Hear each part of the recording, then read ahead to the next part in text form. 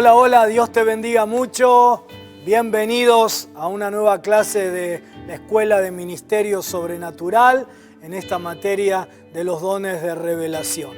Hoy quiero que juntos aprendamos la terminología de las palabras proféticas, de las palabras de revelación, entendiendo las palabras recibidas. Mi esposa Silvana ha vivido conmigo por más de 34 años y yo con ella. Ella entiende no solo lo que digo, sino también que ella entiende lo que yo quiero decir, aun cuando se trate de gestos, posturas, ademanes. Ella me entiende no porque sea una experta en lenguaje no verbal, sino porque es una experta en conocer a Carlos Mnaida. Lo mismo es cierto para con nuestra relación con Dios. Cuanto más conozcamos a Dios y cuanto más estrecha sea nuestra relación con Él, mayor será nuestra capacidad de comprender sus palabras para nuestras vidas y responder a ellas apropiadamente. Dios habla y se expresa según una perspectiva distinta a la nuestra. Y esto tenemos que comprenderlo. Dice ese pasaje tan conocido por vos y por mí, ¿no? Que Dios dice, mis pensamientos no son vuestros pensamientos, ni vuestros caminos mis caminos. Como son más altos los cielos que la tierra, así son mis caminos más altos que vuestros caminos y mis pensamientos más que vuestros pensamientos. Es importante tratar de entender los caminos y la manera de pensar y hablar de Dios. Es decir, de lo que te quiero hablar hoy es de comprender la terminología de la revelación, la terminología profética. Hoy tengo una clase para compartir con vos que tiene que ver con la comprensión de las palabras que recibimos. Tanto las que vos personalmente recibís de Dios como las que otro te pueda dar por medio de una profecía. Tal vez a alguno le pueda resultar raro lo que hoy voy a compartir, pero es muy sencillo, no lo compliques mucho. Ocurre muchas veces en todo lo que es relacionado con el lenguaje. Hay una terminología que es propia de la revelación, que es propio de lo profético. Así sucede también en otras disciplinas o aspectos de la vida. Hay palabras, por ejemplo, que son propias del mundo de la psicología o de la disciplina de la psicología y que fuera de ese contexto tienen otro sentido. Y si uno no entiende que tienen un contenido de significado específico dentro del lenguaje psicológico y quiere seguir el significado que se le da en otras áreas, se va a equivocar en cuanto a lo que quiere decir esa palabra o esa expresión o ese modismo. Así sucede con muchísimas expresiones que son propias de los contextos donde se usan. Hay terminología que es propia de la tecnología o del mundo de la tecnología, del mundo de la psicología, del mundo... ¿sí? Por ejemplo, el otro día le decía a mis hijos, ¿no? que me sorprende una palabra que ahora está de moda, todo el mundo la usa en a cada rato, cada 3 palabras usan esa palabra, ¿sí? Y que fuera de lo que quieren decir tiene otro significado, ¿no? ¿Vieron cómo se usa hoy la palabra atravesar? ¿Qué quiere decir atravesar? Caminar por un lugar, ¿no? O algo que nos penetra, ¿no? Pero hoy se usa, por ejemplo, esto que está sucediendo nos atraviesa a todos. ¿Qué quiere decir? ¿Que te pasó por el medio? No. Tiene una connotación, un campo semántico específico, ¿sí? Bueno, lo mismo sucede con la terminología de revelación, con la terminología profética. No en todos los casos, pero sí en muchos. Y no entender lo que hoy te voy a enseñar ha llevado a algunos creyentes que recibieron una palabra de Dios a sus vidas o que recibieron una palabra profética verdadera, los llevaron a que eso no se cumpliera y los llevara a mucha frustración. No se habían equivocado al creer que esa palabra que personalmente habían recibido era una palabra de Dios. Tampoco fue falsa o equivocada la profecía que alguien les dio. El problema es que no entendieron la terminología profética que muchas veces es usada, tanto en la Biblia como en las palabras más específicas de revelación. Hay expresiones entonces que son propias del lenguaje de revelación o profético que muchas veces son mal interpretadas por el que las recibe. Hoy vamos a compartir algunas de ellas y luego también vamos a ejercitar en el Zoom.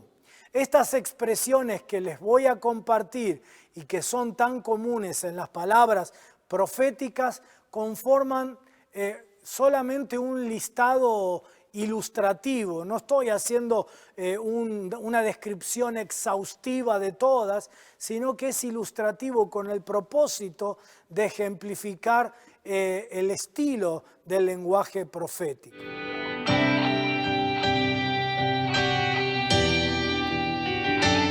Una de las diferencias más marcadas en la manera de pensar y hablar de Dios en relación con nuestra manera está relacionada con el tema del tiempo. Algunos de los fracasos de las más grandes figuras de la Biblia resultaron de su impaciencia con Dios por no comprender los tiempos en cuanto a una palabra que habían recibido, pero no entendieron el tiempo. Aunque Dios nunca estaba apurado, Él nunca llega tarde, Él es siempre puntual. Pero frecuentemente pareciera que Dios se toma más tiempo que el que nosotros pensamos que debería tomarse. Vos y yo no tenemos problema cuando recibimos una promesa de Dios, una palabra de Dios que la cumple inmediatamente. Pero cuando se demora, ahí, cuando creemos que se demora, ahí estamos en problemas. Pero ejemplos bíblicos, Abraham y Sara creyeron que ellos estaban perdiendo el tiempo cuando Dios les prometió que tendrían un hijo y trataron de ayudar a Dios en el cumplimiento de la palabra que les había dado. Y el resultado fue que tuvieron un hijo con una de las esclavas y el resultado fue Ismael. Y se sufre hoy en el mundo, hasta el día de hoy, la confrontación entre el mundo ismaelita o árabe y el mundo judío con Isaac. En cualquier momento en que nosotros corremos y saltamos por delante de Dios, tratando de acelerar sus tiempos para el cumplimiento de la palabra que hemos recibido, nosotros siempre producimos algo, generamos algo en el poder de la carne que generalmente se opone a lo que Dios quería hacer por medio de su palabra dada a nuestras vidas. Saúl, otro buen ejemplo de este problema. Él pensaba que Dios había fallado en cuanto a venir a tiempo, tal como lo había prometido que lo haría por medio del profeta Samuel. Vos recordás la historia. Entonces Saúl se empujó a sí mismo y desobedeció a Dios y ofreció sacrificio en lugar de esperar a Samuel, a que Samuel llegara. Y este episodio de apuro, de impaciencia, le costó a Samuel nada más y nada menos que su unción, y no solo su unción, le costó su reinado. Y todavía más aún, canceló una palabra profética que le había dado Dios, que sus hijos se sentarían en el trono de Israel. Por apurado, por no entender los tiempos de Dios. Nosotros podemos recordar también cómo cuando Jesús oyó que su amigo Lázaro estaba gravemente enfermo, dice que él esperó 4 días antes que fuera a verlo. Los discípulos pensaron que Jesús iba demasiado tarde. Cuando llegó finalmente a la casa ahí en Betania, María y Marta le dijeron que si él hubiera llegado más rápido, él podía haber hecho algo, pero ya no había esperanza porque Lázaro estaba muerto. Pero Jesús siempre tiene la última palabra en cuanto a cuándo es tarde y cuándo no. Hoy como ayer, aun cuando parezca que puede ser demasiado tarde para tu vida, Jesús puede resucitar lo que está muerto. Los esposos pueden estar ante el juez listos para divorciarse. El empresario puede estar al borde de la bancarrota. Los médicos pueden decir que ya no hay esperanzas de vida. Pero si Dios ha hablado una rema a tu vida, te ha dado una palabra verdadera, Él llegará a tiempo, en su tiempo, o Él te rescatará de la situación negativa, o Él te resucitará como a Lázaro para vivir nuevamente.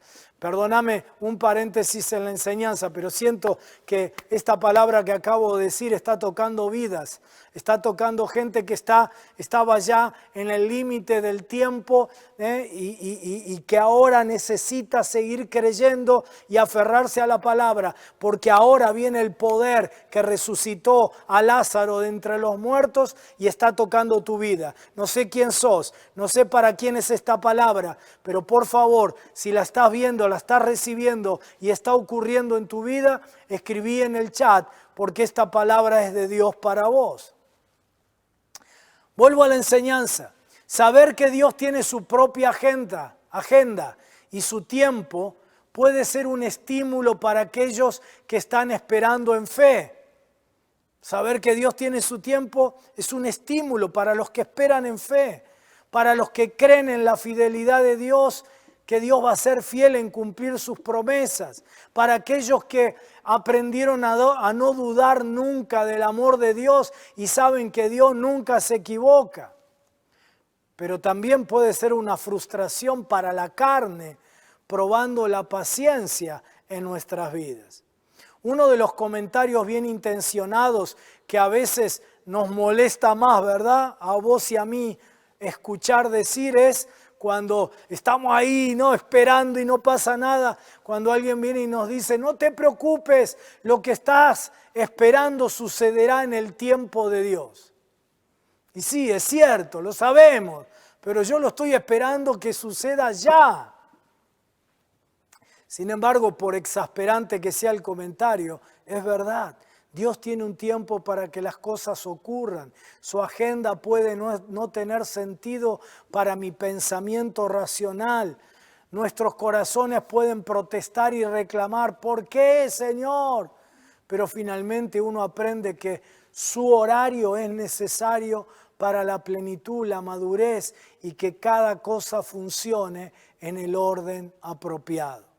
Algunos de los pasajes de la palabra de Dios nos pueden ayudar a entender esto. Rapidito así, ¿no? Rapidito te leo, ¿no? Aquí en el listado así desordenado que escribí, ¿no? El nacimiento de Jesús ocurrió en el tiempo preestablecido por el Padre. Dice, pero cuando vino el cumplimiento del tiempo, Dios envió a su Hijo, nacido de mujer y nacido bajo la ley. Pablo le escribe a Timoteo y le dice, el cual se dio a sí mismo en rescate por todos, de lo cual se dio testimonio a su debido tiempo. La muerte del Señor Jesucristo no ocurrió en cualquier momento, dice, porque Cristo, cuando aún éramos débiles, a su tiempo murió por los impíos.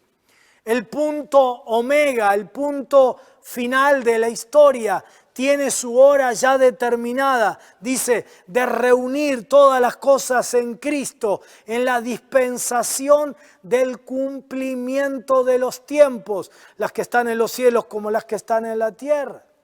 Porque dice la palabra de Dios en Eclesiastés 3 que todo tiene su tiempo y todo lo que se quiere debajo del cielo tiene su hora. Dice que Dios todo lo hizo hermoso en su tiempo.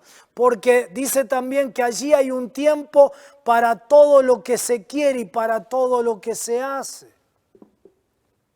La venida del Espíritu Santo tampoco fue en cualquier momento. Y les dijo, no os toca a vosotros saber los tiempos o las sazones que el Padre puso en su sola potestad, pero recibiréis poder cuando haya venido sobre vosotros el Espíritu Santo y me seréis testigos en Jerusalén, en Judea, en Samaria y hasta lo último de la tierra. Y lo mismo en la vida de los hijos de Dios, ¿no? La Biblia nos dice que José tuvo que pasar por la esclavitud y por la prisión antes de que se pudiera cumplir el sueño que había recibido. No es que porque era un esclavo o porque estaba preso, no es que por esas razones el sueño de Dios para su vida no se cumplía, sino que el cumplimiento del sueño de José, de la palabra de Dios dada a José en ese sueño para su vida, tenía una hora determinada. Mirá cómo lo dice la palabra, hasta la hora que se cumplió su palabra. El dicho de Jehová le probó. Mientras no se cumplía la palabra, José estaba bajo prueba, pero esa prueba duró hasta la hora en que la palabra se iba a cumplir. Y en tu propia vida el obrar de Dios y sus promesas tienen un tiempo establecido para que se cumplan. No nos cansemos, dice también el apóstol en Gálatas, no nos cansemos pues de hacer bien, porque a su tiempo segaremos si no desmayamos, si no abandonamos el proceso. Pero no solo en relación con el tiempo, sino con otras cuestiones tenemos que tener en cuenta que las palabras que Dios nos da, sea personalmente o en las profecías que otros nos dan, en muchas ocasiones, no en todas, pero en muchas ocasiones, no tienen un lenguaje lineal, no tienen un lenguaje directo o llano. En muchas ocasiones tienen una terminología profética que si no la entendemos nos pueden confundir, frustrar, hacer que abandonemos la palabra, que desmayemos, que perdamos lo que Dios quiere hacer, que abortemos el proceso. También es importante tomar en cuenta la terminología profética a la hora de recibir una palabra para saber qué implicancias eso tiene. Alguien, por ejemplo, te lo ilustro, ¿qué estoy queriendo decir? Alguien livianamente salta de alegría después de que un profeta, vamos a pensar que es un profeta verdadero, ¿verdad? Un profeta verdadero le da una palabra y le dijo, viene un tiempo de grandes victorias para tu vida.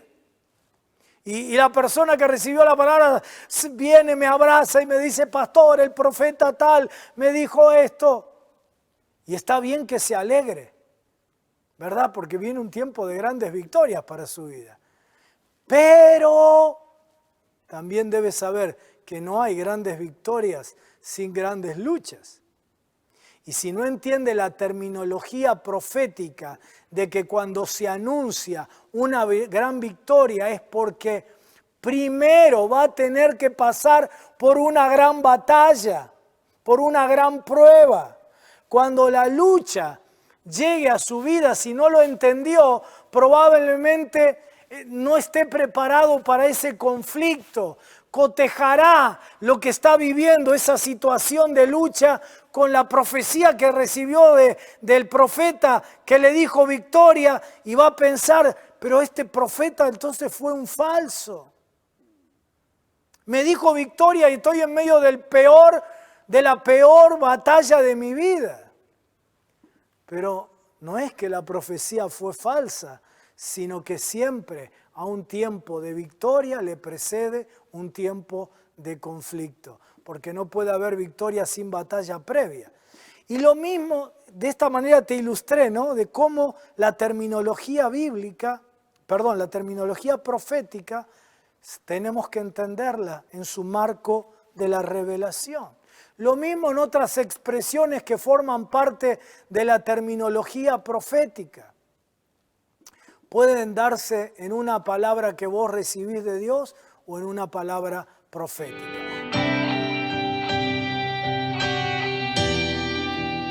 Te voy a ilustrar con algunos ejemplos. de terminología profética.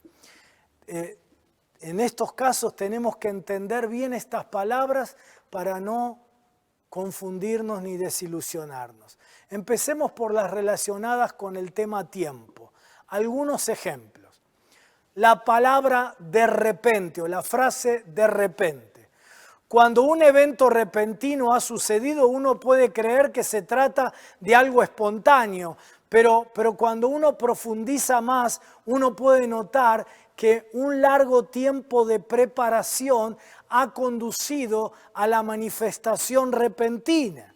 Hechos capítulo 2, por ejemplo, se nos dice ahí en Pentecostés que de repente vino del cielo como un estruendo, como de un viento recio que soplaba, el cual llenó toda la casa donde estaban sentados. La expresión es de repente y nos puede hacer creer que fue una sorpresa inesperada para los creyentes. Pero la verdad es que los creyentes sabían que tenían que aguardar que viniera el Espíritu Santo. 120 seguidores del Señor habían estado fielmente, sin moverse, orando, creyendo y esperando por una visitación del Espíritu Santo desde el momento que Jesús les había dicho que volvieran a Jerusalén y esperaran la promesa del Padre. Y esperaron durante 10 días. De repente ellos hablaron otras lenguas y fueron bautizados con el Espíritu Santo, pero eso ocurrió según el horario de Dios, la agenda de Dios y la preparación humana. Así que el de repente llevó una preparación de 10 días. Otro ejemplo, inmediatamente o enseguida. Esta palabra fue usada por Jesús en forma similar. Cuando Él comparó el establecimiento del reino de Dios con el plantar una semilla, Él habló de la cosecha enseguida o inmediata. Marcos capítulo 4, ¿no? Ahora, sabemos que la cosecha solo viene después que la semilla ha sido plantada, ha germinado, ha sido escondida en la tierra, ha crecido la planta y finalmente cuando el grano está completamente maduro, el campesino viene y cosecha. Todo ese proceso es llamado enseguida o de inmediato, pero en realidad requirió preparación y tiempo. Y si vos recibís eso, lees ahí el texto en Marcos y Dios te habla con una rema a través de ese texto, podés llevarte una desilusión si la cosa no ocurre literalmente de inmediato, porque ignorás que toda cosecha requiere una preparación. Otro ejemplo, todos relacionados con tiempo, la palabra ahora o la palabra hoy. Dios planta entre nosotros una semilla de su reino, una visión, una rema, un sueño, un proyecto que está en tu corazón. Y Él hace que esa semilla crezca sin que los demás lo noten o aún nosotros mismos no nos demos cuenta. Nosotros nos mantenemos orando y esperando, pero nada sobrenatural parece que sucediera. Pero de repente, cuando la semilla ha alcanzado plena madurez, cuando la persona, cuando el ministerio y el propósito de Dios están listos, entonces inmediatamente Dios produce la cosecha, trayendo pleno cumplimiento, y entonces se manifiesta poderosamente a todos los demás, a la iglesia y al mundo. Otra vez, proceso.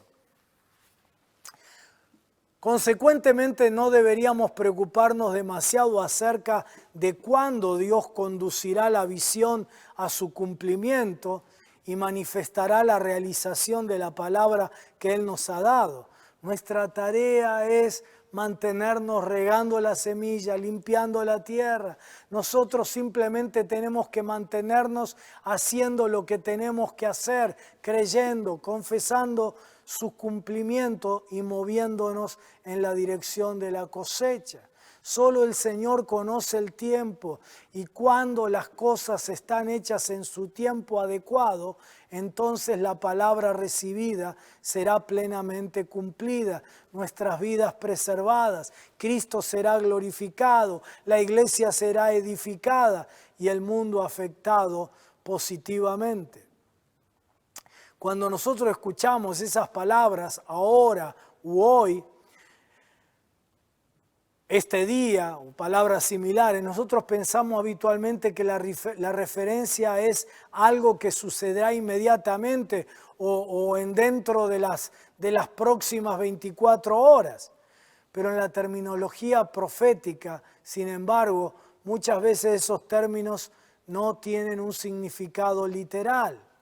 En los primeros 2 años del reinado de Saúl, él recibió una profecía de parte de Samuel.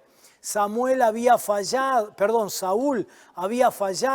en obedecer una palabra previa del Señor, y entonces Samuel profetizó juicio sobre él, diciéndole que ahora su reino no sería duradero. Al escuchar esa profecía o al leerla nosotros en el texto, uno podría pensar que si dijo ahora, eso sucedería inmediatamente. Pero en el horario de Dios, ¿sabés cuánto llevó el ahora? Eso ocurrió 38 años más tarde. Después léetelo en primer libro de Samuel, capítulo 13. Unos pocos años después, Samuel le dio a Saúl otra profecía personal con instrucciones específicas de lo que él debería hacer. Pero Saúl no obedeció la palabra en detalle, y entonces el profeta Samuel tuvo que darle otra palabra de juicio. Le dijo, ¿te acordás el texto? El Señor hoy ha rasgado de vos el reino de Israel y se lo ha dado a otro mejor que vos. La palabra hoy no significó que su reino se acabó en las 24 horas que siguieron a la palabra. ¿Sabés cuánto llevó? 24 años más tarde fue transferido el reino a David. Y esta historia nos imparte una importante enseñanza. Cuando una palabra profética verdadera viene a nuestra vida, esa palabra fue divinamente decretada y establecida en el mundo espiritual o celestial, pero pueden pasar muchos años para su cumplimiento en el mundo natural. Por eso nosotros no debemos juzgar que esa palabra que recibiste no era de Dios y abandonar la oración, o que esa palabra profética no era de Dios. Si una palabra tiene detalles exactos en cuanto a tiempo y fecha, por ejemplo, no sé, yo te digo, vas a recibir un cheque el 16 de marzo del 2021 y no se cumple, entonces sí podemos declarar que esa palabra no era de Dios. Pero si esa palabra usa frases como muy rápido, hoy, este día, ahora, pronto, nosotros no deberíamos limitar temporalmente a la palabra recibida. La Biblia dice que Dios habla cosas que ahora no son, pero Él las llama como si fueran. Tremendo, ¿no? Es decir, no existen, pero Él las da como que ya están, porque si Él las declara con su boca, ya existen y en algún momento se van a revelar. La terminología profética describe en cuanto al tiempo el hecho de que Dios no vive en el tiempo, sino en la eternidad. Es decir, Él no tiene pasado, presente y futuro. Por eso dice la Biblia, dice el apóstol Pedro, ¿no? Para el Señor un día es como 1000 años y 1000 años como un día. Bueno, espero que la palabra que estás esperando que Dios cumpla en tu vida no pase 1000 años, ¿no? Porque si no la vas a ver cumplida en el cielo. Pero Dios no tiene tiempo. Y si no entendemos esto nos podemos frustrar. Y lo que es peor, podemos abandonar la palabra. Dice que Samuel no dejó caer a tierra ninguna de las palabras de Dios.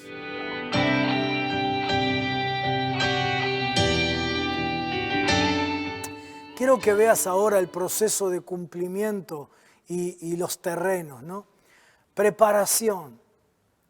Ciertos términos proféticos implican que debe haber un proceso que se debe dar para que se produzca el cumplimiento. Dios prepara la tierra con las situaciones de la vida para producir ciertas gracias en nuestras vidas, tales como paciencia, sabiduría, amor, fe. Son todas cosas que vienen por gracia. Pero Él necesita muchas veces, para que yo las pueda recibir, que se den determinadas circunstancias. Lo que más le importa a Dios en su relación con nosotros es que nos parezcamos a Él.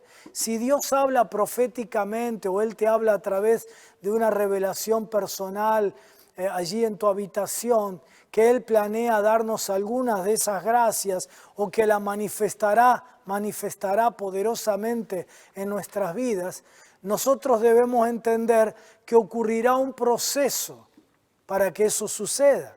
Y esto significa que primero tenemos que pasar, en algunos casos, por situaciones negativas.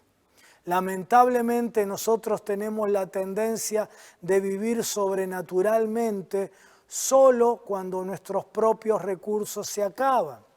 Y eso demora los tiempos de Dios, y Dios debe esperar a que las circunstancias muchas veces nos golpeen, no lo manda Él. Son cuestiones de la vida debajo del cielo, son ataques de Satanás, pero es lo que Dios a veces tiene que usar para forzarnos a recibir sus gracias. Solo cuando no tenemos, Dios puede suplir, ¿verdad? Si no, ¿cuándo va a suplir Dios? Cuando no tenemos. Solo cuando estamos enfermos es que Dios nos puede sanar. Cuando en una palabra profética recibimos dirección de Dios, que vamos a recibir alguna de esas gracias, tenemos que saber que hay un tiempo en donde Dios preparará la tierra. Oh, pastor, Dios me dijo que va a hacer crecer mi paciencia. Ay, agárrate de la mesa, de la silla y de la cama. Cuando en una palabra se nos promete que aumentará nuestra paciencia o que tendremos una gran paciencia, debemos recordar lo que dice la palabra, que la tribulación es el terreno en el cual la paciencia crece. Los problemas, las pruebas, las dificultades nos fuerzan a que nosotros permitamos al Espíritu Santo que trabaje en nosotros, quebrantando el corazón, cambiando nuestra mente, mudando nuestras circunstancias y sacudiéndonos del modo que nuestra paciencia crezca. ¿Cómo va a crecer tu paciencia si no hay una prueba o una tribulación? No hay otra forma. Sabiduría. Cuando Dios dice, te da una palabra, pastor, Dios me dijo que me va a dar sabiduría. Esto significa que probablemente se presenten problemas y situaciones en tu vida, las cuales están más allá de tu propia capacidad de resolución, y que Dios va a tomar esos problemas para darte sabiduría. No necesitas sabiduría para cuando suceden circunstancias que las manejás vos de taquito. Esos problemas nos van a forzar a buscar la sabiduría de Dios y a recibirla, dándole a Él la oportunidad para cumplir con su promesa. Después de todo, nosotros necesitamos de sabiduría humana, de sabiduría divina, a menos que todos los recursos de sabiduría humana nos falten, no sean suficientes para resolver un problema. Cuando una palabra profética viene a tu vida o una rema en tu vida personal con Dios, viene para decirte que vas a manifestar el amor de Dios, esto significa que nosotros nos veremos tratando con personas poco queribles. Si no, ¿a qué viene la palabra profética o la palabra de revelación? La única forma en que nosotros vamos a poder amarlos es recibiendo el amor ágape, el amor a pesar de, el cual puede amar lo más inquerible, se dirá, no querible. Nosotros podemos recibir una palabra de que vamos a crecer en la fe, tener y creerla, ¿no? Cuando se nos dice que tendremos una gran fe, nosotros deberíamos Entender que el terreno sobre el cual Dios hará crecer esa semilla será una situación de la vida que requiera un milagro. Si nosotros nunca somos colocados en una situación donde nosotros no lo podamos resolver con nuestros recursos, jamás crecerá el fruto de la fe, porque la fe va siempre por lo imposible. Ya sé que estás aprendiendo y que algunas de las palabras que Dios te da o que un profeta te da ya no te van a alegrar tanto. O sí, te tienen que alegrar porque el resultado final será la fe, será que crecerás en paciencia, en amor. Pero estás entendiendo, ¿verdad? Edificar, expandir, incrementar. Algunas veces Dios dice, yo edificaré tu vida, yo incrementaré, yo te expandiré. Gloria a Dios. Pero para edificar más se necesita una base más profunda, un fundamento, un cimiento, para que entonces el edificio sea más alto.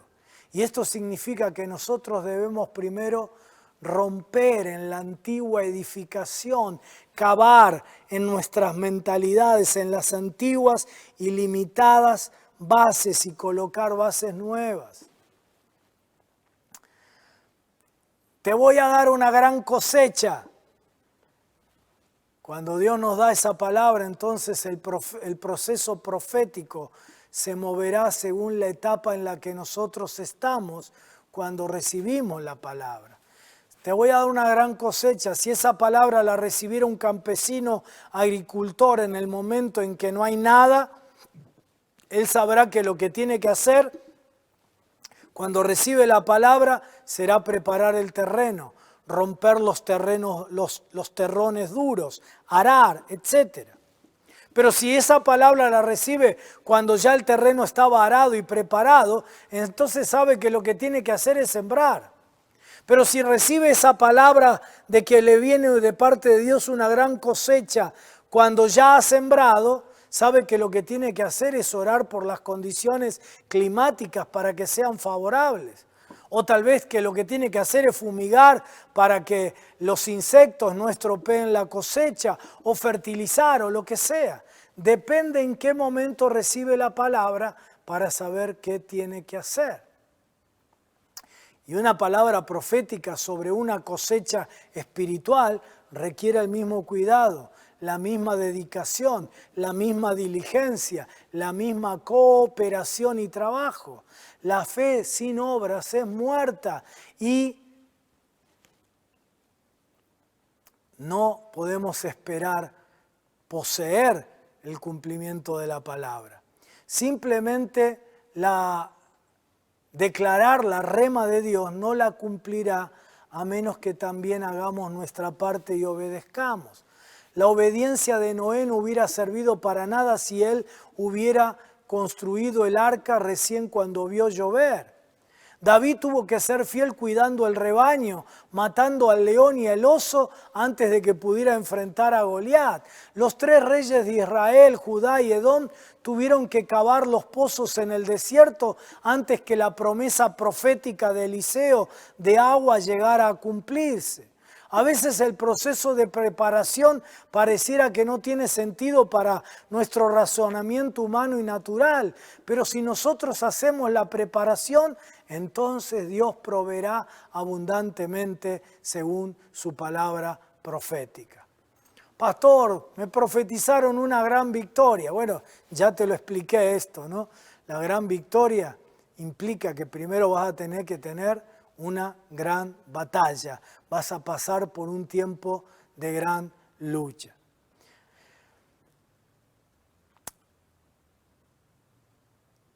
Restauración.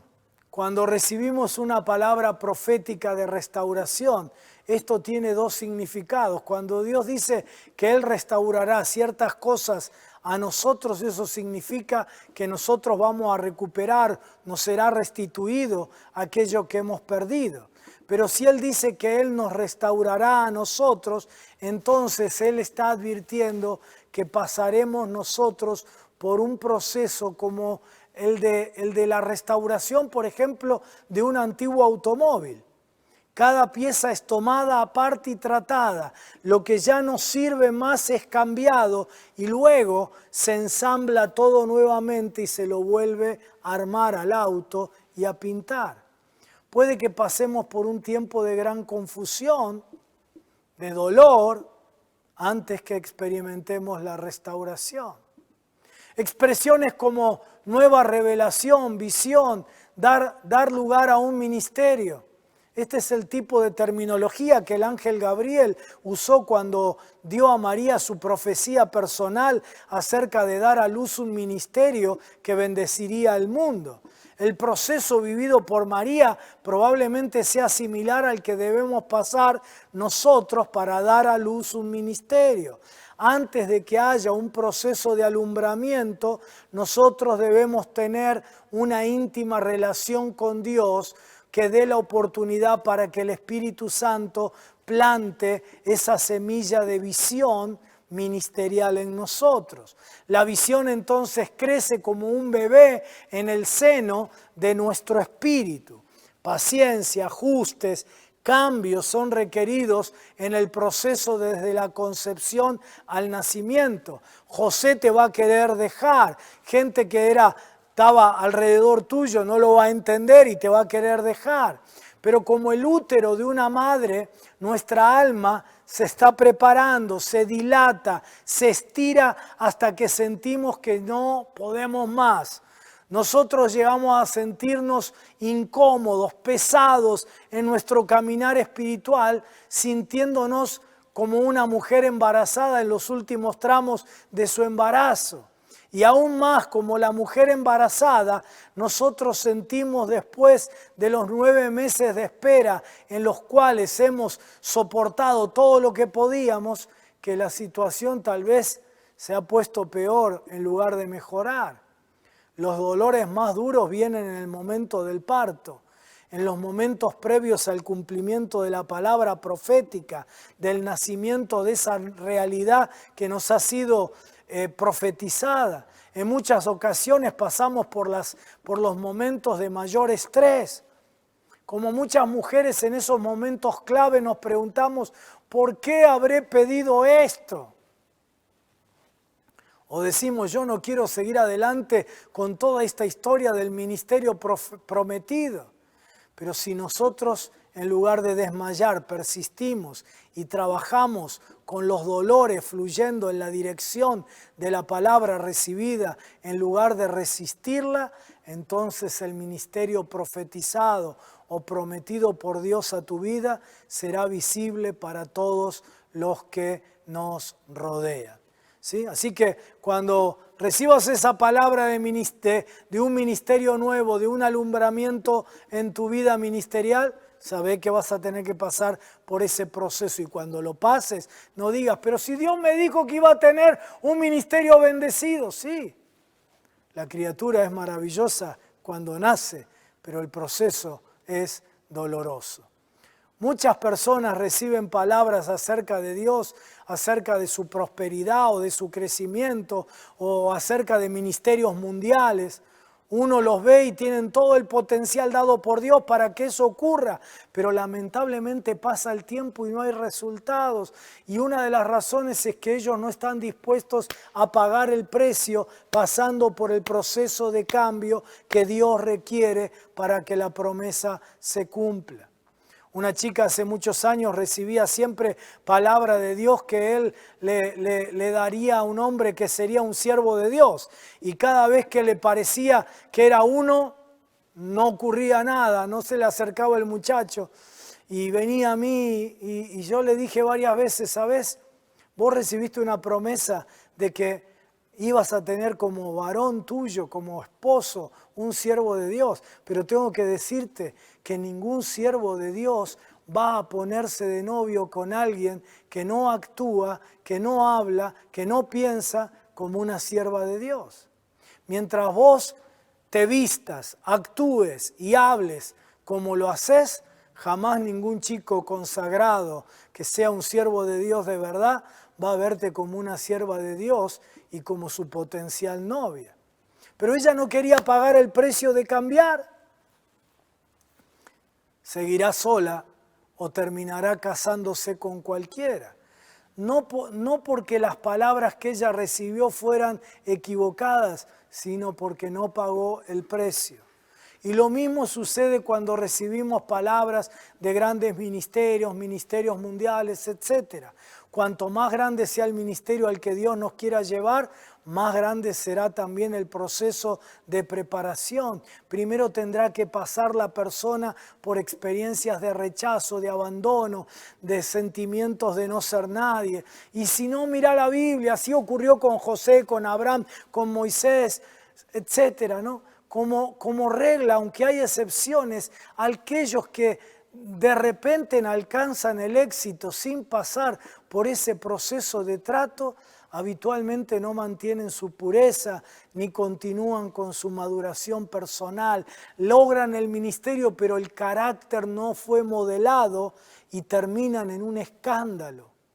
Saúl y Salomón son ejemplos de esto. Cuando nosotros entendemos que Dios está tratando con nosotros, aun cuando el trato no nos guste, podemos salir fortalecidos y maduros del proceso.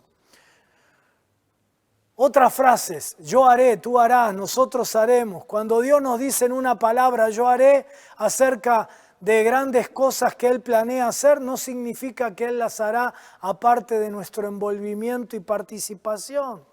Cuando Él dice yo haré, está diciendo nosotros haremos, porque dice la palabra que somos colaboradores con Dios. De la misma manera, cuando dice tú harás, también está diciendo nosotros haremos. Dios siempre obra en sociedad con nosotros. Él hace lo que nosotros no podemos hacer, pero no hace lo que nosotros sí podemos hacer. Algunos se cruzan de brazos esperando el cumplimiento de la profecía que decía que cuando Dios les habló y les dijo, yo voy a hacer tal cosa. Pero eso significa que vos también tenés parte.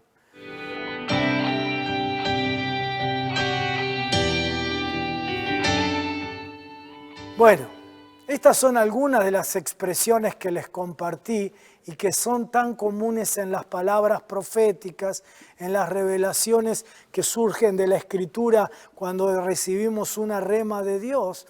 Y como dije, no es un listado exhaustivo, acabado, sino que tiene el propósito de ejemplificar el estilo de la terminología profética. Pero son para que las tomes en cuenta cuando a partir de las Escrituras o de una profecía vos recibas una palabra en tu vida. De manera tal que te preguntes, ¿qué implica esta palabra? Y de manera tal que no te frustres, ni tires, cuando colás los fideos, tires el agua y los fideos.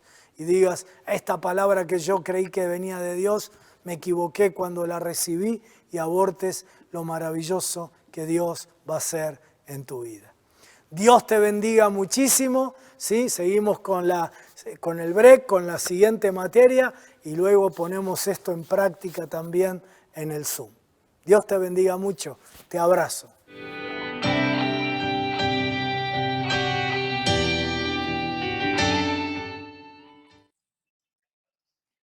Hola a todos, buenas noches, qué lindo tenerlos ahí del otro lado.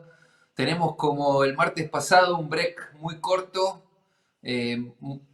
después de esta tremenda palabra que hemos recibido, cuánto entendimiento, cuánta sabiduría para saber leer, para saber entender, para comprender los tiempos de Dios y la forma de hablar de Dios, la forma de hablar a través de algún profeta, de alguien que nos da una palabra. Así que tomemos sabiduría en esta palabra recibida. Pero lo que quiero invitarte es a que vayas hasta el baño, busques lo que tenés que buscar para tomar o algo para comer mientras tanto, porque tenemos una clase por delante muy, muy importante.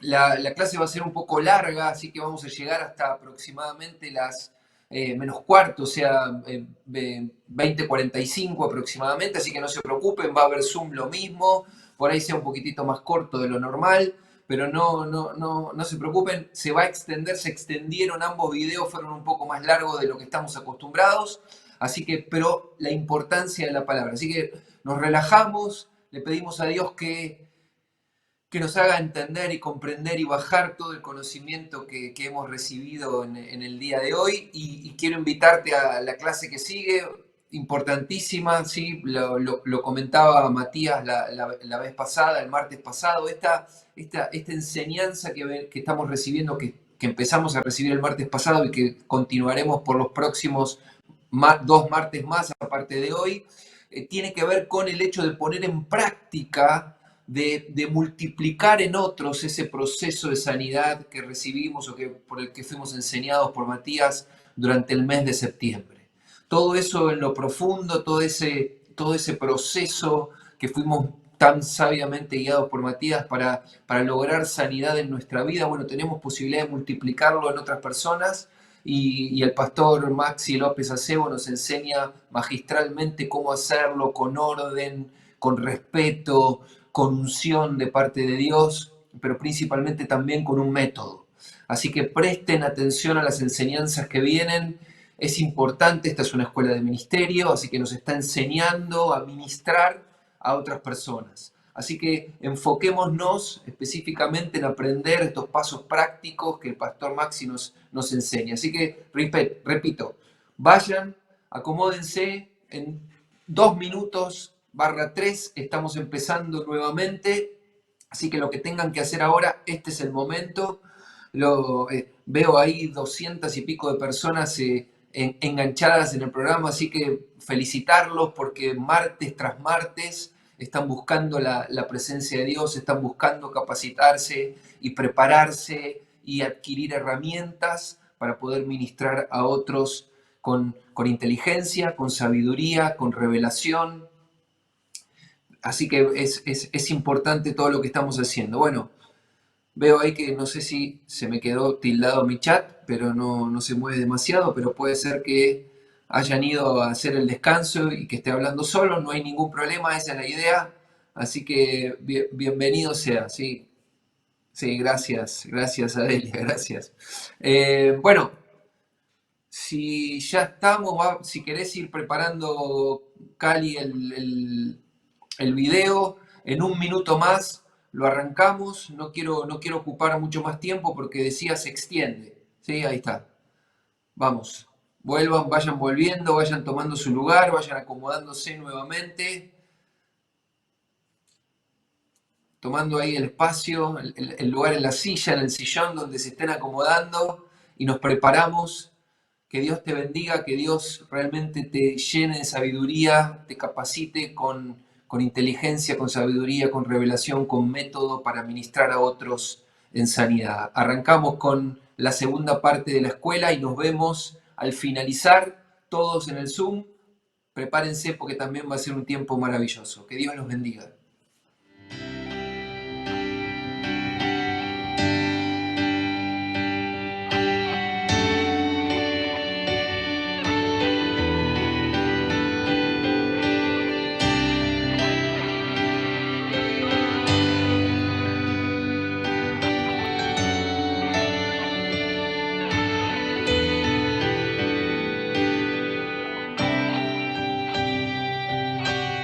Hola nuevamente, ¿cómo les va? Aquí estamos en nuestro segundo encuentro aprendiendo sobre sanidad interior y liberación.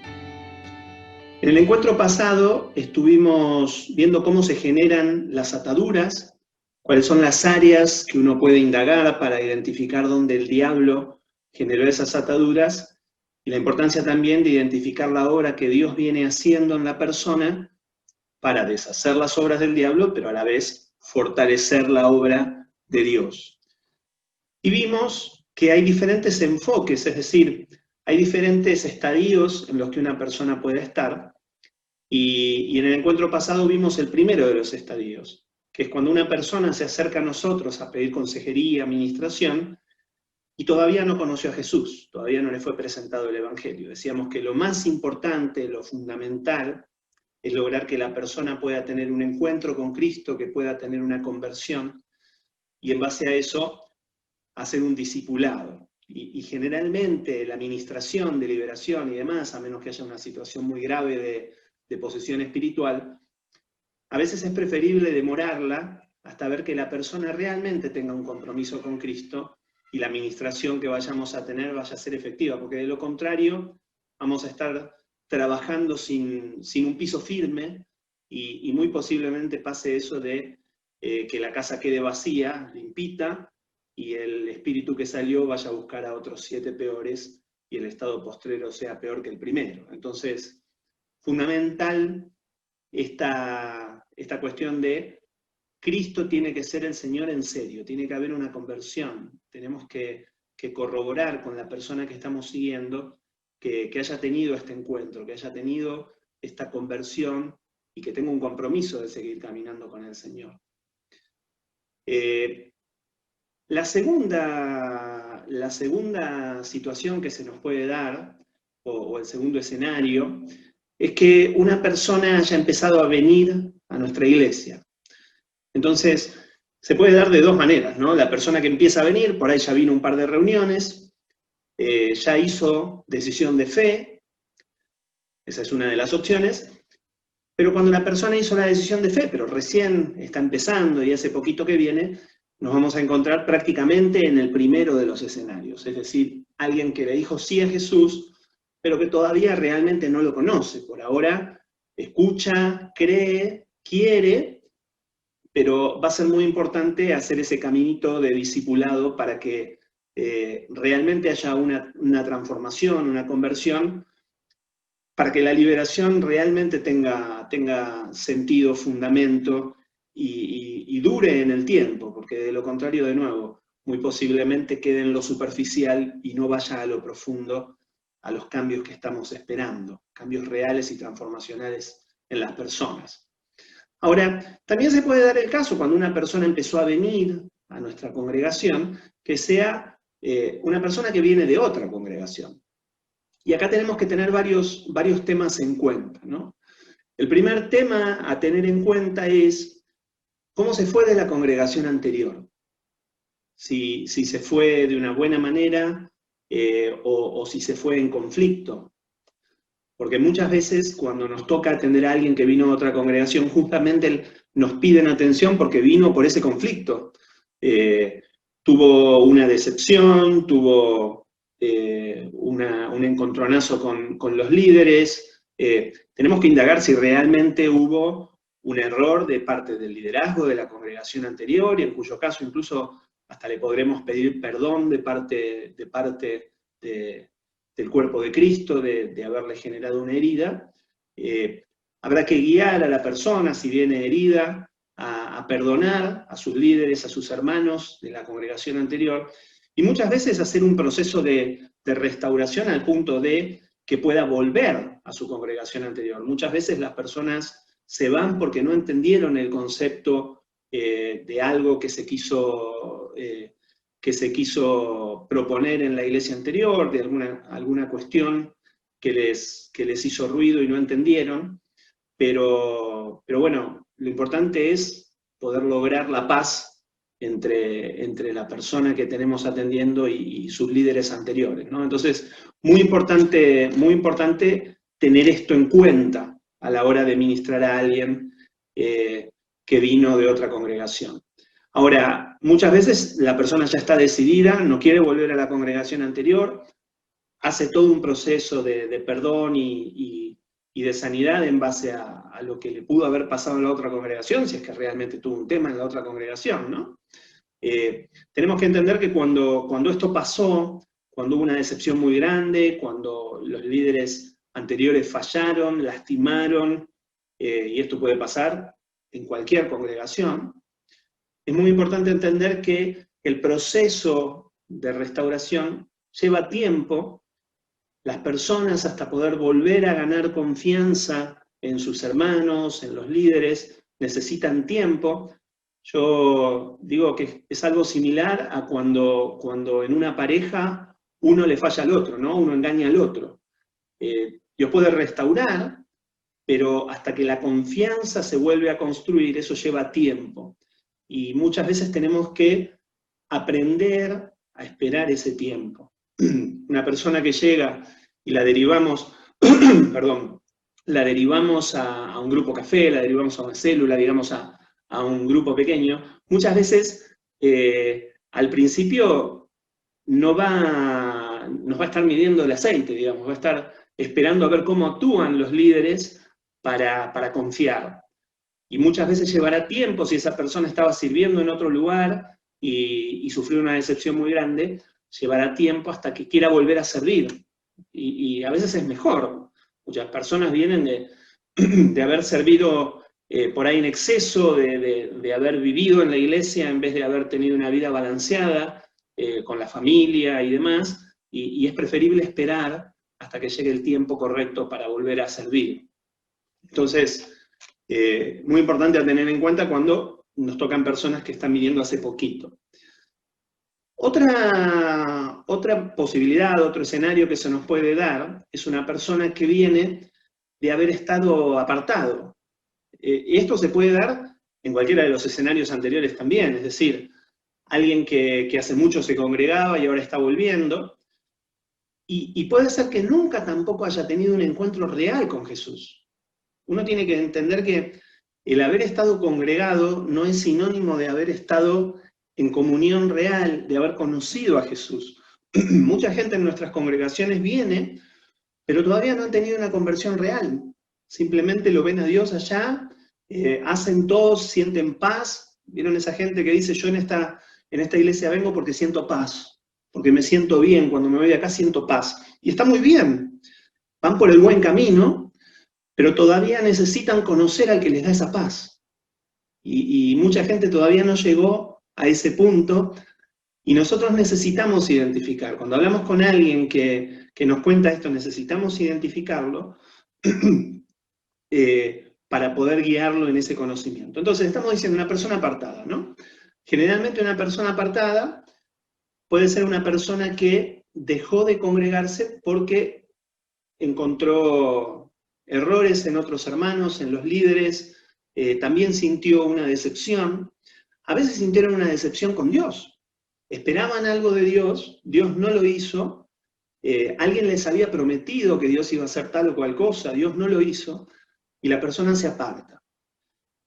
Tenemos que entender estas cosas para que cuando vuelva nosotros lo podamos llevar al conocimiento real de Cristo, en vez de seguir proponiéndole expectativas que por ahí no se cumplan. Yo no puedo prometer algo que Dios va a hacer si Dios no me dijo que lo iba a hacer, ¿no? Yo le tengo que proponer a la gente que conozca al Señor y que confíen en que Dios va a hacer lo mejor, lo que Él decida, pero lo que Él decida, no lo que yo decida. Entonces, eso es lo primero que uno debería entender a la hora de atender a alguien que tal vez estuvo apartado por estas situaciones, ¿no? Por desilusiones con Dios o con los líderes. Enseñarle a mirar a Dios en vez de mirar a los líderes, que fallamos todos, y enseñarle a mirar al Dios real, no al Dios que sueña que le gustaría tener. A mí también me gustaría tener un Dios que me dé la plata sin trabajar, que me arregle todos los problemas y que me dé una vida sin sobresaltos. Pero ese Dios no existe, porque Dios nunca lo hizo así. Entonces, necesitamos guiar a las personas a que conozcan al Dios verdadero. Al Dios verdadero. Y cuando lo conozcan, como le pasó a Job, van a poder decir, de oídas te había conocido, pero ahora mis ojos te ven. Para Job todo cambió el día que conoció realmente al Dios al que él servía.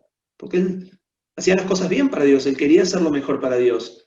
Pero hasta que él no tuvo ese encuentro, hasta que él no pudo realmente ver al Dios verdadero, el Dios en el que él había creído o del que él había escuchado, le había fallado de alguna manera. Porque él esperaba que hiciera otra cosa. Pero cuando tuvo un encuentro real con Dios, la presencia misma de Dios nos convence de que Él es real, de que Él nos ama, y ya no estamos esperando de los líderes o esperando incluso cosas de Dios que Dios no iba a hacer.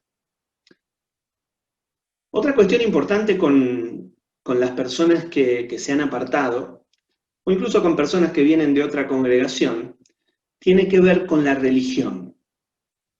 Muchas veces, cuando a la gente les presentan el Evangelio, les presentan la Biblia y les presentan la manera de vivir con Dios, no les presentan a un Dios real con el que pueden comunicarse y de quien pueden recibir instrucciones, sino que le ponen una ley o un dogma que, lejos de liberarlos, los oprime. Jesús hizo exactamente lo contrario. Si uno analiza lo que Jesús hacía, Jesús directamente iba en contra de aquellos que ponían leyes y dogmas sobre la gente. Miren lo que dice ahí Marcos 2, del 23 al 28. Dice: un sábado, al cruzar Jesús los sembrados, sus discípulos comenzaron a arrancar a su paso unas espigas de trigo. Mira, le preguntaron los fariseos, ¿por qué hacen ellos lo que está prohibido hacer el sábado, en sábado? Él les contestó: ¿nunca han leído lo que hizo David en aquella ocasión cuando él y sus compañeros tuvieron hambre y pasaron necesidad? Entró en la casa de Dios cuando Abiatar era el sumo sacerdote y comió los panes consagrados a Dios, que solo a los sacerdotes les es permitido comer. Y dio también a sus compañeros. El sábado se hizo para el hombre y no el hombre para el sábado, añadió. Así que el Hijo del Hombre es Señor incluso del sábado. ¿Qué está diciendo acá Jesús? Este pasaje está también ahí en Lucas 6, ¿no? ¿Qué está diciendo acá Jesús? Jesús lo que está diciendo es: la ley fue dada al hombre, pero Dios no creó al hombre para la ley. Es decir, las cosas que Dios creó son para bendecir al hombre, pero no para oprimirlo. Lo que hace la religión es poner a la ley por encima del hombre, es poner el dogma por encima del hombre. Entonces, cuando un hombre no cumple la ley, la religiosidad, el legalismo descarta al hombre, que era lo que hacían los religiosos de la época de Jesús y lo que se sigue haciendo hoy. Pero Jesús lo que hacía era poner al hombre por encima de la ley y del dogma. Cuando Jesús sanaba gente los sábados, lo que decía era: ustedes son capaces de sacar al burro de un pozo si se cae y no quieren sanar a alguien un sábado. Ustedes prefieren poner el sábado por encima de la sanidad de mi pueblo, decía Jesús. Pero Jesús decía: no, es al revés. Dios ama primero a la persona antes que al sábado, y yo voy a seguir sanando gente los sábados. Y Jesús parecía a propósito, pero parecía como que los sábados prefería sanar gente, porque lo que quería demostrar era que Dios quiere poner al hombre por encima de la ley en prioridad. Es decir, Dios amó más al hombre que a la ley. De hecho, cuando Dios hace el nuevo pacto, lo que está haciendo es poniendo la ley por debajo, diciendo: el pacto de la ley queda atrás y viene un nuevo pacto de gracia. Ya no van a vivir por obras por las cuales morían, porque ninguno la podía cumplir. Ahora viven por gracia y reciben justicia por Cristo y no por obras. Entonces, el legalismo, la religiosidad, tiene de fondo espíritus inmundos que oprimen a las personas y las mantienen en cautividad, las mantienen en esclavitud y no pueden ser libres para disfrutar la libertad de Cristo. Y mucha gente vive sometida a religiosidad, sometida a legalismo, ¿no? Entonces, nosotros necesitamos identificar si alguien vino con esto para poder guiarlo en un proceso de liberación del legalismo, para que pueda ser libre a la gracia de Cristo, para que pueda vivir en la libertad de los hijos de Dios. ¿Sí? El pueblo de Israel, mientras vivió bajo la ley, dice que vivía en esclavitud por el pecado. La ley lo mantenía en esclavitud, demostrando que nadie era justo por obras. Pero cuando vino Cristo, nos hizo libres de la esclavitud, para que nosotros podamos vivir en la ley de Cristo y ya no en la ley de Moisés. Por eso, la ley de Moisés pasó y viene la ley de Cristo. Y todo lo que vivimos hoy lo vivimos en la fe, en el Hijo de Dios, y las cosas que interpretamos del Antiguo Testamento las interpretamos a la luz de la gracia y por revelación del Espíritu. Ya no leemos la letra que mata de la ley. Ahora por el Espíritu interpretamos el Antiguo Testamento, pero para libertad y ya no para esclavitud. Por eso Jesús vino a traer libertad de la ley que traía esclavitud por el pecado. ¿Sí? Entonces,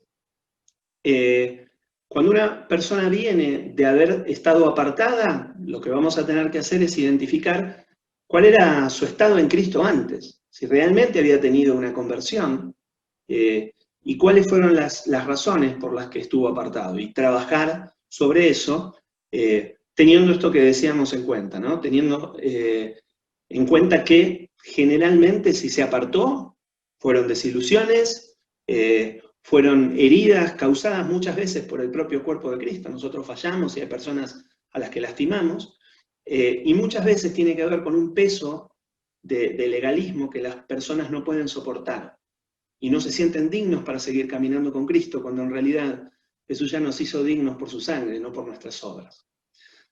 Ahora pensemos también que podemos atender a una persona que viene hace mucho tiempo a la iglesia, que no estuvo apartada, que no es nuevita, que no hace poco que viene.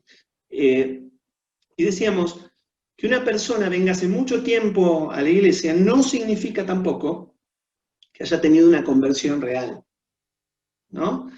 Y bueno, lo que hablábamos antes, una buena forma de darse cuenta es cuando la persona habla, va a hablar más de la iglesia y de las personas que de Cristo. Cuando uno la interroga y le pregunta cómo es su vida en Cristo, y bueno, va a hablar de la iglesia y te va a decir, en esta iglesia la verdad que me siento muy bien, los pastores son maravillosos, alguno hasta te podrá decir, cuando me pasé a esta religión, mi vida mejoró. Cuando te habla de eso y no te habla de Jesús, es que todavía no lo conoció. Viene bien, está bien encaminada, pero necesitamos llevarla a ese encuentro con Cristo que la va a transformar, ese encuentro del que hablábamos antes de Job, ¿no?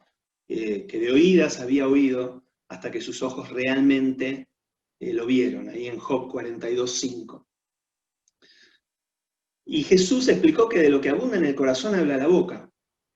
Nosotros, por eso es tan importante tener el oído atento, tener una escucha activa, e identificar cuando una persona habla de Jesús, porque es lo que abunda en su corazón, o cuando habla de otra cosa. Cuando habla de su experiencia en la iglesia solamente, pero no te habla de su experiencia con Jesús, todavía falta, hay que guiar hasta que llegue a ese encuentro, porque si no tenemos ese encuentro, de nuevo, todo lo que hagamos en liberación, en sanidad interior, muy posiblemente caiga en saco roto, quede en lo superficial, porque todavía no fue a lo profundo. Cristo no está en lo profundo de su vida, no es la base de sustentación de su vida, ¿no?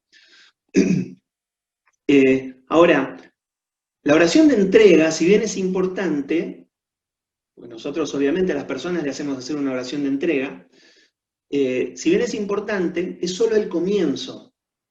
No podemos decir que por haber hecho una oración de entrega, la persona tiene una vida transformada. La vida transformada viene de haber conocido a aquel al que se entregaron. Y eso muchas veces lleva un tiempo, y necesitamos identificarlo para guiar ese proceso. Entonces, alguien que llega diciendo que hace mucho que se congrega, es posible que haya sido ministrado por otros, como hablábamos al principio. Es bueno preguntarle si ya ha tenido una charla con otra persona, si ya ha sido pastoreado en sanidad interior y liberación,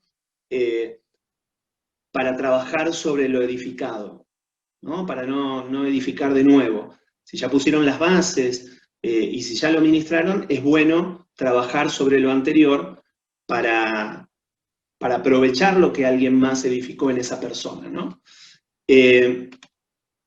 Ahora, esto, digamos, por ahí lo damos por sobreentendido, pero es fundamental remarcarlo. Cuando nosotros estamos ministrando a alguien, cuando nosotros estamos aconsejando a alguien, todo lo que hablamos con esa persona tiene absoluta reserva de confesión, ¿no?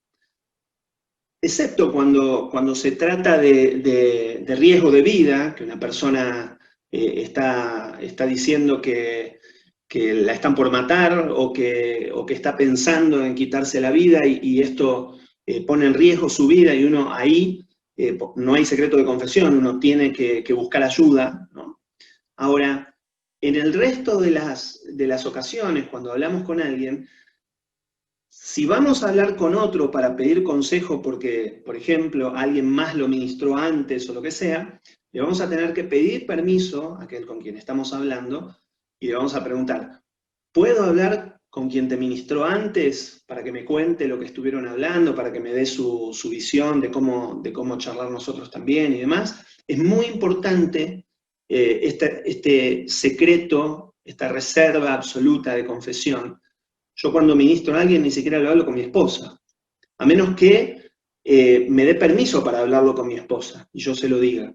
De otra manera, queda entre los dos que estamos hablando y Dios, y nadie más, ¿no? Entonces, el único objetivo de pedir permiso para hablar con otro es para ayudar en la administración, ¿no? Cuando yo necesito ayuda porque no sé cómo atender tal o cual tema y no sé cómo orar y necesito pedir ayuda a alguien con más experiencia y demás, yo pido permiso y le digo, ¿puedo hablar con alguien para que me ayude? Es más, generalmente se recomienda cuando uno está ministrando sanidad interior y liberación, se recomienda hacerlo de a dos, pero si uno lo está haciendo solo, hasta puede proponer la próxima vez encontrarse con alguien más, es decir, ¿puedo llamar a alguien que tiene más experiencia para que podamos atenderte entre los dos? Entonces, pero fundamental, pedir permiso. Nosotros no podemos andar ventilando los secretos de las personas porque nos están contando en absoluta confianza temas muy delicados, muy privados, que tal vez no se lo contaron a nadie, y nosotros tenemos que guardar ese secreto porque Dios así nos lo manda, ¿no? Entonces, cuando estamos atendiendo a una persona que ya tiene tiempo de congregada o que tal vez hace poco que está viniendo, pero es consciente que tuvo una experiencia con Jesús, ¿no? Hay personas que vienen y dicen, yo tuve una experiencia con Jesús. Ahora, ahí tenemos que preguntar cuál fue. Yo generalmente, cuando estoy indagando cuál es el estado espiritual de la persona a la que atiendo, le pregunto cuál fue su experiencia con Jesús. Le digo, ¿cuál fue tu experiencia? Contame cómo es tu experiencia con Jesús, ¿no? Y muchas veces vamos a necesitar discernimiento del Espíritu cuando nos cuenten estas cosas, porque hay experiencias espirituales, místicas, de las cuales vamos a tener que tener discernimiento cuál es la fuente de esa experiencia, ¿no? Algunas son medio obvias, pero otras no tanto. Entonces, por ejemplo, vamos a ver algunas experiencias que la gente tiene. Te dice, sí, yo tuve una experiencia con Jesús, yo lo conocí. Y vos le preguntas, bueno, ¿cómo? Y te va a decir, yo fui sanado de una enfermedad. Bueno, perfecto, fuiste sanado de una enfermedad. Ahí vemos en Lucas 17, del 12 al 19, vemos la experiencia de sanidad de los 10 leprosos, que se acercaron a Jesús y dice que Jesús les dijo que sean sanos y les dijo que vayan a mostrarse al sacerdote para que les den el alta, digamos, y dice que solo uno volvió y lo adoró. Entonces, ¿podemos decir que los 10 tuvieron una experiencia con Jesús? Sí, los 10 fueron sanados, lo vieron a Jesús, Jesús dio la orden de sanidad. Ahora, ¿quién tuvo una experiencia transformadora de los 10? La realidad es que solo el que volvió. Los otros 9 fueron sanados y nada más. Digamos que el milagro no nos hace seguidores de Cristo. Lo que nos hace seguidores de Cristo es lo que hacemos después del milagro. Muchas personas recibieron un milagro, pero no necesariamente después de eso lo siguieron a Cristo. Sus vidas fueron transformadas y vivieron una vida de santidad y de servicio a Dios. Entonces, tenemos que tener esto bien claro, porque muchas personas identifican un milagro con una experiencia de transformación en Cristo, y eso no es así. La experiencia de transformación puede venir con o sin milagro, lo importante es que hice después del milagro. Y decíamos, una persona puede tener una experiencia espiritual o mística, a veces hay experiencias de dudosa procedencia, no sabemos bien de dónde vienen, y yo generalmente lo que hago, lejos de desalentar a las personas cuando me cuentan una cosa así, es animarlas a consagrar sus dones espirituales al Señor y a rechazar toda fuente de espiritualidad del enemigo, ¿no? ¿Por qué? Porque si yo le digo lo que vos viviste no es de Dios, porque vos no lo conocías a Dios todavía, vos no te habías entregado a Jesús. ¿Y esto sería así? ¿O acaso Dios no puede manifestarse a quien Él quiera? Y muchas veces Dios lo hace para atraer a las personas a Él. Entonces, yo lejos de desalentar a las personas, lo que les digo es, bueno, mira, cuando no queda muy claro si la experiencia mística o la experiencia espiritual realmente tiene una fuente en Dios, yo lo que digo, no estoy 100% seguro de que esto sea o no sea de Dios, pero vamos a orar para consagrar tus dones espirituales, tu vida espiritual, a Jesús, al Señor. Y que sea Él el que te enseñe a discernir entre lo que viene de Él y lo que no.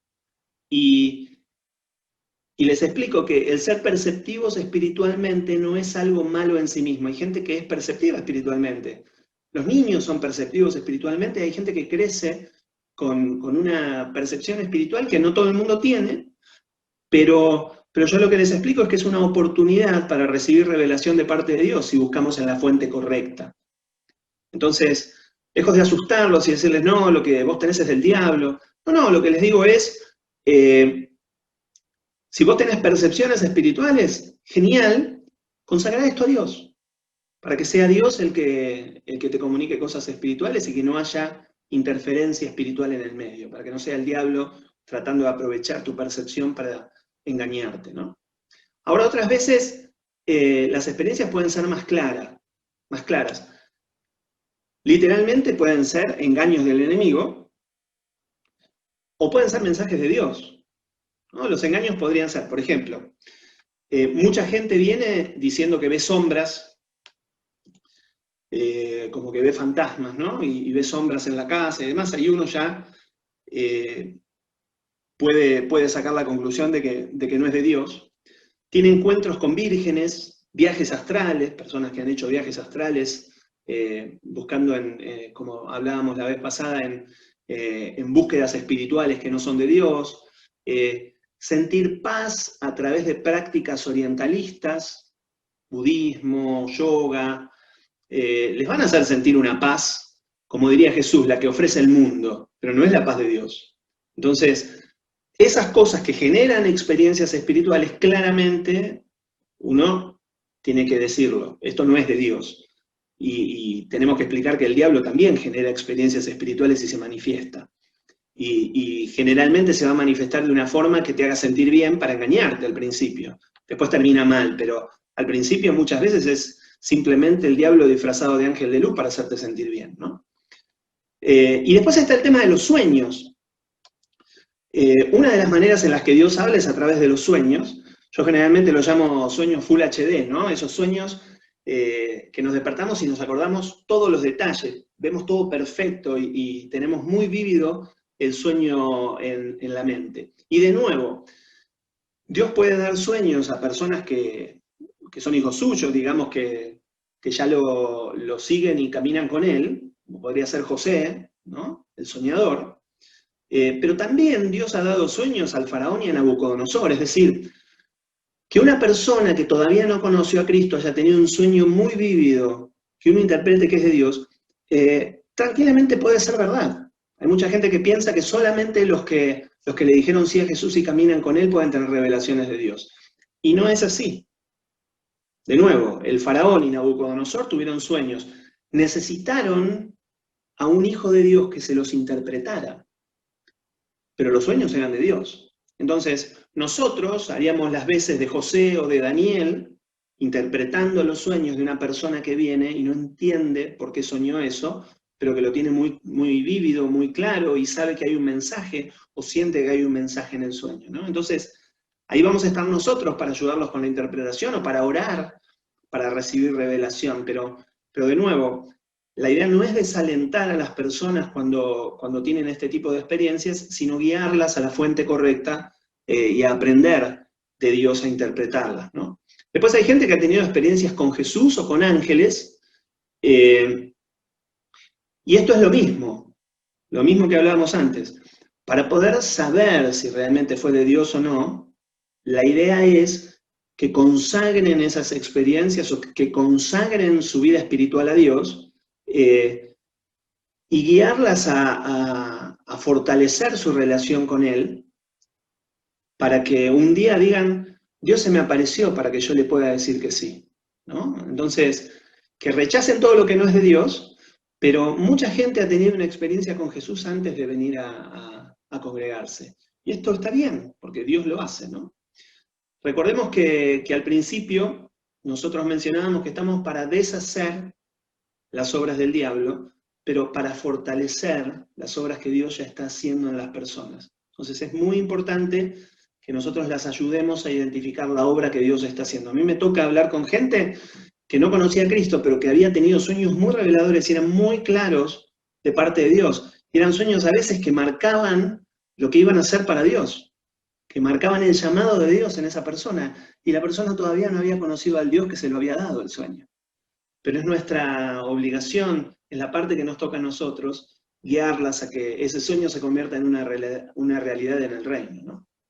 Y después nos puede tocar, dentro de las personas que atendamos, nos pueden tocar personas que ya tienen una relación con Dios, es decir, ya han tenido una conversión.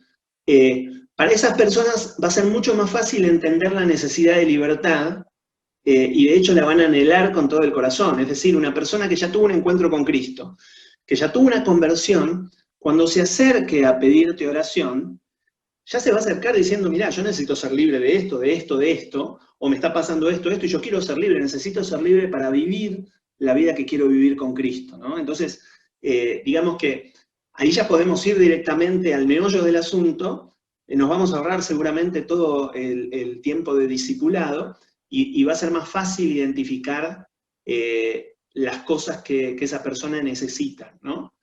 Cuando es una persona muy nuevita y no entiende bien de qué se trata la cosa, somos nosotros los que vamos a tener que ir indagando más hasta saber cuál es la necesidad real de la persona, ¿no? Pero muchas cosas, por el solo hecho de haber tenido comunión con el Padre, con el Espíritu a través de Jesús, van a ser sanadas y restauradas sin necesidad de la intervención de otros, ¿no? Entonces, la persona que tuvo una conversión muchas veces es libre de cosas y ni siquiera necesitó que otro ore por él, porque Jesús mismo hace la obra, ¿no? Ahora, Dios hace la obra a través del Espíritu Santo y por mano propia, podríamos decir de alguna manera, pero también, dice la palabra, que Dios dejó cosas para que ministremos unos a otros. Dice que oremos unos por otros para ser sanados. Entonces, habrá cosas que Dios las sanará directamente y habrá otras que las dejará para que unos a otros nos ministremos en amor. Entonces, porque mucha gente dice, no, si vos estás en Cristo sos libre. Sí, sos libre para vivir con Él, caminar con Él y demás, pero va a haber cosas, y lo dice la palabra, en las que necesitaremos orar unos por otros, confesar unos a otros para ser sanados. Y esto es parte de la vida cristiana y es parte de la humildad que Dios nos pide, ¿no? Para poder ir a reconocer delante de alguien que necesitamos oración, se requiere humildad. Y sabemos que Dios rechaza a los soberbios, pero exalta a los humildes. Y muchas veces Dios nos lleva a ese acto de humildad de pedir ayuda. Ahora bien, dentro de todos estos escenarios en los que nos puede tocar ministrar a alguien, puede tocarnos una persona que está manifestada o que se manifiesta en medio de la charla que estamos teniendo. ¿Qué significa que se manifiesta, ¿no? Ahí sí significa que un espíritu que está atando la vida de esa persona o que está poseyendo la vida de esa persona, tiene una posesión demoníaca, literalmente se hace ver, se muestra, queda en evidencia. Entonces la persona ahí sí puede tener una mirada de odio, de bronca, puede quedar con los ojos en blanco, puede parecer desmayada, puede cerrar los puños así fuertemente y no poder seguir hablando. Esto puede pasar en una charla de ministración, esto puede pasar en un culto mientras estamos en pleno servicio y en plena alabanza, puede pasar evangelizando, digamos, en cualquier momento puede haber una manifestación espiritual. De nuevo, esto no es algo habitual y que pase todo el tiempo, pero puede pasar. Por eso yo recomiendo, antes de atender a alguien, antes de salir a evangelizar, antes de hablar con personas inconversas incluso, cuando yo voy a encontrarme a tener una cena con personas inconversas, yo generalmente lo primero que hago es atar todo espíritu inmundo que se quiera manifestar, y llevo todo pensamiento cautivo a la obediencia a Cristo, como dice ahí Pablo, que nuestras armas son poderosas en Dios y que tenemos que llevar todo pensamiento cautivo a la obediencia a Cristo. ¿Para qué hago esto? Para que los espíritus no tengan oportunidad. Muchas veces los espíritus directamente hablan a las personas y no les dejan escuchar el mensaje de salvación, no les dejan escuchar lo que uno le quiere decir, o les confunden el pensamiento. Entonces, yo ato todo espíritu inmundo en el nombre de Jesús y llevo todo pensamiento cautivo a la obediencia a Cristo, como dice la palabra. ¿Qué es lo que uno hace cuando hace eso? No, uno no está haciendo de control mental a la persona para que piense lo que yo quiera que piense. Simplemente lo que uno hace es atando a los espíritus para que espíritus engañadores no hablen a su mente, y permitiendo que su mente quede libre para recibir el mensaje del Evangelio. Dice que la gente tiene el pensamiento, tiene la mente en tinieblas, entenebrecida. El diablo entenebreció la mente de la gente para que la luz del Evangelio no les resplandezca. Entonces uno tiene que orar en contra de esas tinieblas, en contra de lo que el diablo hace en la mente de la gente, para que la persona tenga libertad de decisión. Entonces, generalmente cuando uno hace eso, las personas van a estar más libres para escuchar el mensaje, ya sea que las estemos ministrando en consejería, o ya sea que estemos en una cena con amigos que no son cristianos y les queremos presentar a Cristo, ¿no? Que debería ser siempre. Entonces, es muy importante atar todo espíritu inmundo, e incluso orar pidiendo la llenura del Espíritu Santo, pidiendo sabiduría, revelación, para no dar consejo humano, para que el consejo que demos sea un consejo de Dios, que lo que hablemos sea parte de lo que Dios le quiere hablar a la persona y no sea mío. Yo generalmente oro eso, ¿no? Miren lo que decía Pablo en 1 Corintios 2, del 1 al 5, decía: así que, hermanos, cuando fui a vosotros para anunciaros el testimonio de Dios, no fui con excelencia de palabras o de sabiduría, pues me propuse no saber nada entre vosotros, cosa alguna, sino a Jesucristo y a este crucificado.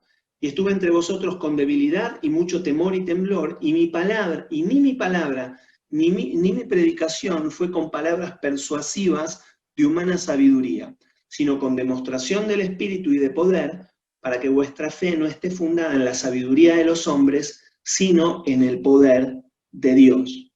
Entonces, cuando nos congregábamos y yo atendía gente en la iglesia, ahora estamos en casa en este momento, ¿no? En plena pandemia, pero yo generalmente cuando iba caminando, iba orando esto. Yo ataba todo espíritu inmundo antes de encontrarme con las personas, para que cuando llegara el espíritu ya estuviera atado y yo pudiera hablar en libertad con las personas. Aún así, puede darse el caso de que un espíritu se manifieste. Y cuando un espíritu se manifiesta, no importa lo ruidoso, lo llamativo, lo intimidante que pueda parecer la manifestación, nosotros siempre tenemos que recordar que nosotros servimos al Dios que venció a Satanás en la cruz y que está sentado en los lugares celestiales sobre todo principado y autoridad y poder y señorío, y sobre todo nombre que se nombra no solo en este siglo, sino también en el venidero. Esto lo dice en Efesios 1:21. Nosotros servimos a ese Señor. Entonces, no importa el ruido que pueda hacer el enemigo para amedrentarnos, nosotros estamos del lado del que venció. Y si vos tenés fe, si vos estás en orden delante de Dios, es decir, tu vida está consagrada al Señor y vos la estás viviendo de corazón para Él, te podés quedar tranquilo, te podés quedar tranquila que Dios está con vos como poderoso gigante. Y por más que el enemigo quiera hacer ruido, la autoridad la tenés vos delegada por Dios. Entonces, en la medida que nosotros estamos firmes en la fe, ¿sí? Dice que nosotros también estamos sentados juntamente con Cristo en lugares celestiales, en Efesios 2:6. Entonces, si vos estás en fe con Cristo y estás sentado en lugares celestiales, no hay de qué preocuparse, el enemigo está vencido y tenemos autoridad para sujetarlo. Entonces, nosotros, ya sea el diablo o cualquier demonio, siempre y cuando obviamente lo creamos, porque para el que cree todo es posible, nosotros podemos tomar autoridad y sujetar en el nombre de Jesús a ese espíritu. ¿Cómo lo hacemos? Miren, es muy simple. Lo único que uno tiene que hacer es decir, sujetate en el nombre de Jesús. Con este tono, ni siquiera hace falta gritar. No nos olvidemos que tenemos delante nuestra una persona. Y la persona muchas veces está consciente y no sabe por qué le está pasando lo que le está pasando, no sabe por qué tiene esa manifestación, por qué no puede controlar sus impulsos, ¿no? Entonces, cuando vos decís sujetate en el nombre de Jesús, esto tiene como un doble, una doble operación. Primero opera en el espíritu inmundo, sujetándolo en el nombre de Jesús, pero también en la mente de la persona que escucha sujetate y le trae paz y se sujeta la parte emocional de la persona y se sujeta al espíritu inmundo que se estaba manifestando. Entonces, de nuevo, podemos caer en la tentación de querer gritar porque el espíritu inmundo nos está queriendo gritar o nos está poniendo nerviosos, pero nosotros tenemos que, con toda parsimonia, decir, sujetate en el nombre de Jesús y punto, ¿no? Es interesante al ver la interacción que tenía Jesús con los demonios, dice que Jesús no andaba ahí gritando, ¿no? Dice que él simplemente les decía, vos callate, vos salí, vos hacés esto. Jesús tenía la autoridad, no necesitaba gritarle a nadie porque el que tiene autoridad no grita. Entonces los preocupados eran los demonios, no Jesús. Cuando leemos los evangelios, los demonios venían corriendo a los pies de Jesús, ¿no? Miren lo que dice ahí Isaías 42, del 1 al 2. Dice, este es mi siervo, a quien sostengo, mi escogido, en quien me deleito. Sobre él he puesto mi espíritu y llevará justicia a las naciones. No clamará, ni gritará, ni alzará su voz por las calles. Jesús no necesitaba andar a los gritos. Él tenía toda la autoridad. Y nosotros también tenemos autoridad delegada de parte de él, con lo cual no necesitamos gritarle a nadie. Simplemente con decir sujetate en el nombre de Jesús, los espíritus se sujetan.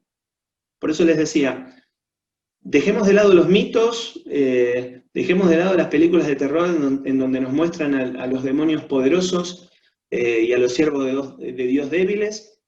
Nosotros en Dios tenemos poder y autoridad y el diablo se tiene que sujetar. Tan simple como eso. Hay un peligro y es la autoridad dividida. Los demonios no se sujetan a una autoridad dividida. Esto lo tenemos que tener bien en cuenta. Vieron, generalmente en una congregación donde no hay un orden para atender a algún manifestado, se manifiesta alguien y están todos alrededor gritando, ¿no? Entonces está el pastor, los líderes,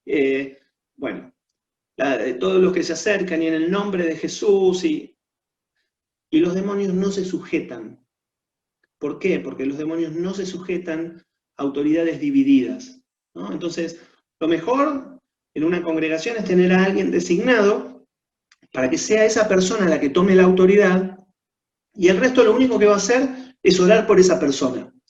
¿Cómo van a orar? Van a orar en silencio, el Señor escucha tus oraciones aunque no las digas en voz audible, y van a orar, Señor, dale autoridad a quien está ministrando en este momento, dale autoridad a mi hermano, dale autoridad a mi hermana, dale autoridad sobre todo demonio, punto. Nada de gritar, la sangre de Cristo tiene poder, te quema, en el nombre de Jesús ahora. Eso lo único que hace es hacer que el demonio se manifieste más y la persona que está sufriendo esa manifestación no termine de sufrir, ¿no? Entonces necesitamos tener mucho cuidado con esto. El único caso, y es muy interesante de tener en cuenta, el único caso en donde dos personas pueden sujetar o pueden ministrar liberación al mismo tiempo, es en el caso de los matrimonios. ¿Y por qué? La Biblia dice, porque el matrimonio es una sola carne, y espiritualmente es como si fueran uno. Es en el único caso en donde los demonios se sujetan a dos personas a la vez. Ahora, en el resto de los casos, Uno ministra liberación y el otro apoya al que está ministrando. Por hoy, esto ha sido todo. Nos encontramos en la próxima para ir entrando un poco más en el detalle de cómo ministrar liberación, cómo ministrar sanidad, de qué manera orar. Pero por hoy nos quedamos con esto. Dios los bendiga mucho. Muchas gracias.